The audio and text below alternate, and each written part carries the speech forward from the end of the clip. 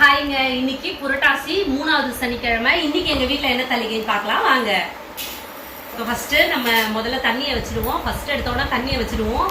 அதுக்கப்புறமா இன்னைக்கு எங்க வீட்டில் வந்து போண்டா தான் செஞ்சிருந்தோம். ஏன்னா வடையா செஞ்சுட்டு இருக்கோம். சரி, பெருமாளுக்கு வித்தியாசமா கொடுக்கலாமேன்னு சொல்லிட்டு போண்டா செஞ்சாச்சு. அதே மாதிரி அப்பளமும் வறுத்தாச்சு. இது வந்து எலுமிச்சப்பழ சாதம். இது வந்து லெமன் ரைஸ். இது இந்த ரைஸ் தான் பண்ணியிருக்கேன். இன்னைக்கு வந்து உருளைக்கிழங்கு பொரியல் பண்ணியிருக்கேங்க. ஏன்னா லெமன் ரைஸ்க்கு உருளைக்கிழங்கு பொரியல் ரொம்ப நல்லா இருக்கும், அதனால அதை பண்ணியாச்சு.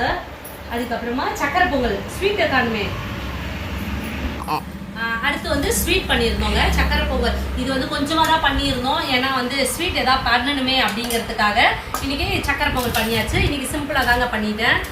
சக்கரை பொங்கல் பண்ணேன், லெமன் ரைஸு, உருளைக்கிழங்கு பொரியல், போண்டா, அதுக்கப்புறம் அப்பளம். இதுதான் இன்னைக்கு எங்கள் வீட்டு இதுதான்.